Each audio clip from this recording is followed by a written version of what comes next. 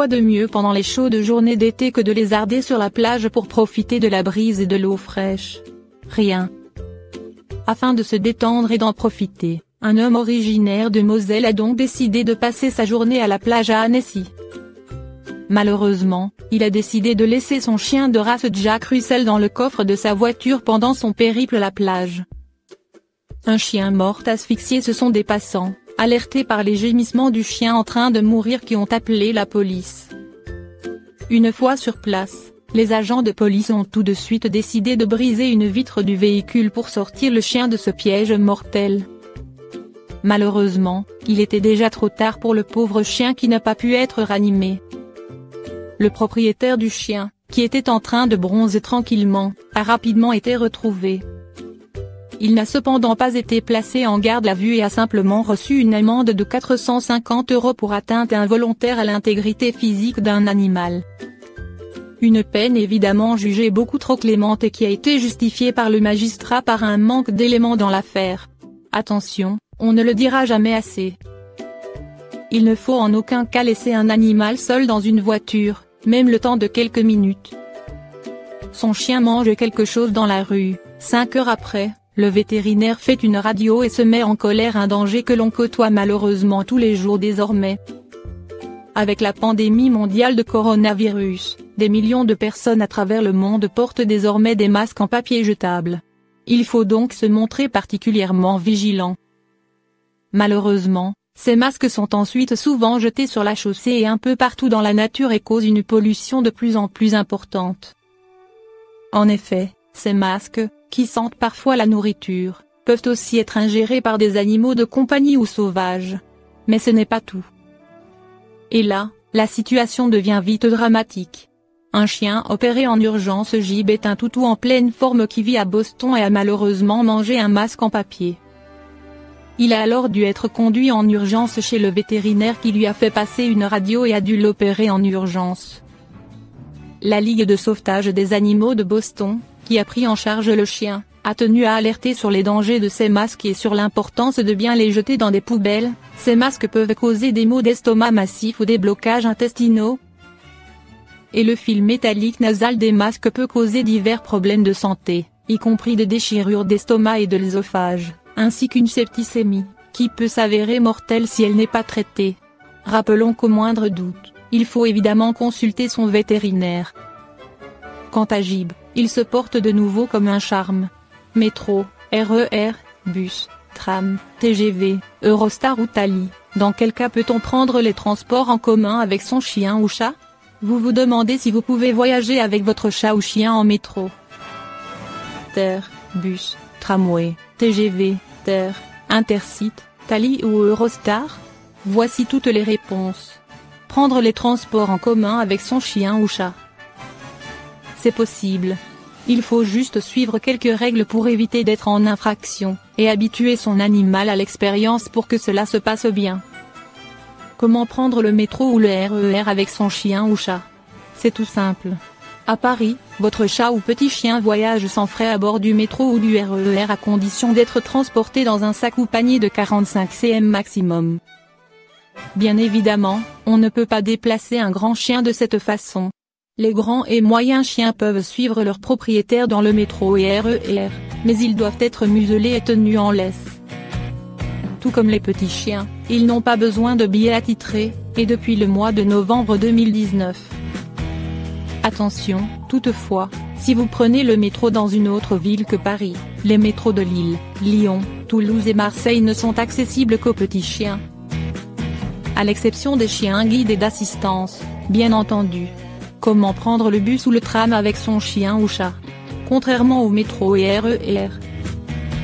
Les bus et tramways n'acceptent pas les grands et moyens chiens à Paris, mais les petits animaux restent autorisés s'ils sont tenus dans un sac de 45 cm maximum. Cette règle est fréquemment appliquée dans de nombreuses autres villes de France. Là aussi, ils voyagent gratuitement, comme l'explique le site de la RAP.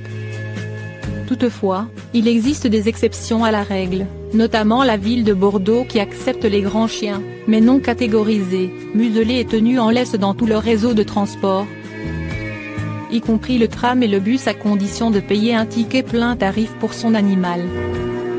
Les petits animaux, ne dépassant pas 45 cm de hauteur, voyagent gratuitement dans leur sac de transport.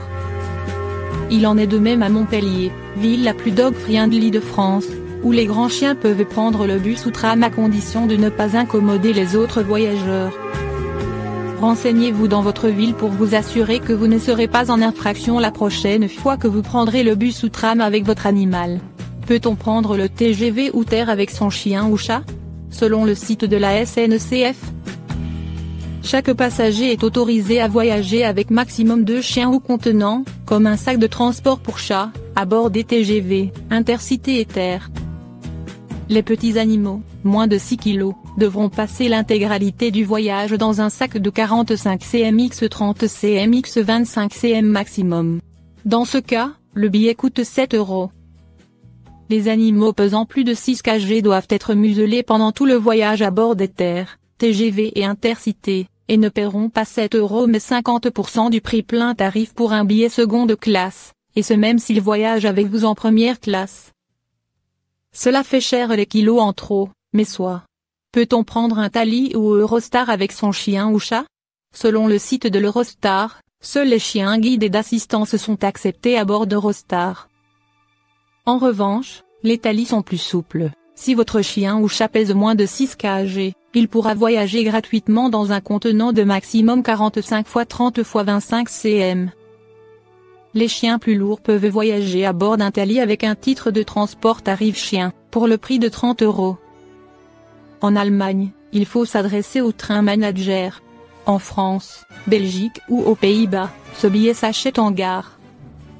Dans tous les cas, les moyens et grands chiens doivent être muselés et portés sur les genoux ou tenus en laisse, près de leur propriétaire.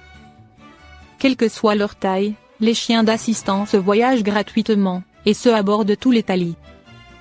En revanche, les Thalys neige et Thalys soleil sont interdits aux autres animaux, et les chiens catégorisés ou dangereux sont interdits à bord de tous les Thalys. Obtenez plus d'informations sur le site de Thalys. 2 cas spécifiques, les chiens de service, et les chiens catégorisés. Prendre les transports en commun avec un chien d'assistance. Les chiens de service sont autorisés partout en France, y compris à bord des bus et tramways. Toutefois, si vous avez un chien guide, nous n'avons pas besoin de vous rappeler qu'il vous faut toujours avoir sa carte avec vous, car cette autorisation reste mal connue et pas toujours respectée. Les agents des transports en commun sont autorisés à vous demander votre carte d'invalidité, des priorités, d'éducateur, de famille d'accueil ou le certificat d'identification du chien. Veillez donc à toujours l'avoir avec vous. Les chiens catégorisés et les transports en commun. Les chiens de catégorie 1, quant à eux, ne sont pas autorisés dans les transports en commun. La catégorie 1 regroupe tous les chiens d'attaque, pitbull, boerboel ou Staftosa sans pédigré, issus d'un croisement et non reconnus par le livre des origines français, LOF. Les chiens de catégorie 2 regroupent tous les chiens de défense ou de garde, American Staffordshire Terrier, Rottweiler, Tosa, étant reconnus par le livret des origines français.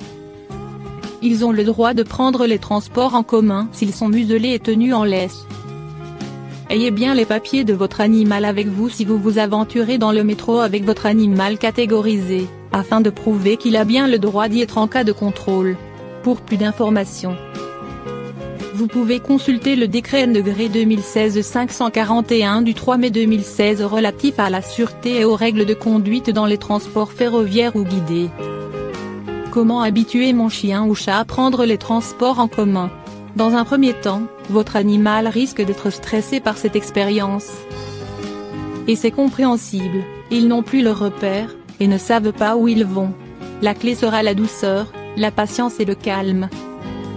Initiez votre animal à la muselière ou au sac de transport en douceur, petit à petit, avant d'emmener votre animal avec vous dans les transports. Prévoyez des friandises lors des déplacements, mais aussi et surtout une bonne dose de sang-froid. Si vous vous emportez ou cherchez à réconforter votre animal à l'excès, votre animal le sentira et sera d'autant plus stressé.